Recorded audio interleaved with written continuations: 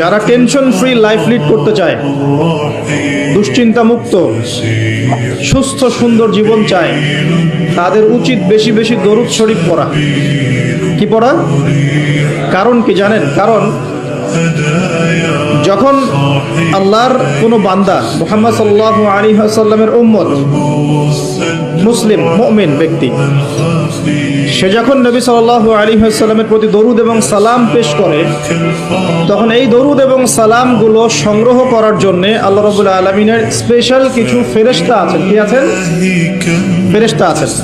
এই মালায়েকা বা সম্মানিত ফেরেশতাগণ সেই দরুদগুলোকে সংগ্রহ করে, সালামগুলোকে সংগ্রহ করে নবী সাল্লাল্লাহু আলাইহি ওয়াসাল্লামের রওজা বা কবরে পৌঁছে দেন এবং নবী সাল্লাল্লাহু আলাইহি ওয়াসাল্লাম এর উত্তর দিয়ে থাকেন।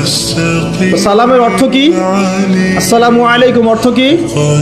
আপনার উপর বা আপনাদের উপরে শান্তি বর্ষিত হোক। যখন আপনি বলছেন ওয়া আলাইকুমুস সালাম, এর অর্থ কি? আপনার উপরেও শান্তি বর্ষিত হোক। তো নবী সাল্লাল্লাহু আলাইহি ওয়াসাল্লাম যখন কোনো ব্যক্তির সালামের জবাবে সালামের উত্তর দিবেন, তখন সেই ব্যক্তির জীবনে শান্তি আসবে না? তার দোয়া পাওয়া গেল না?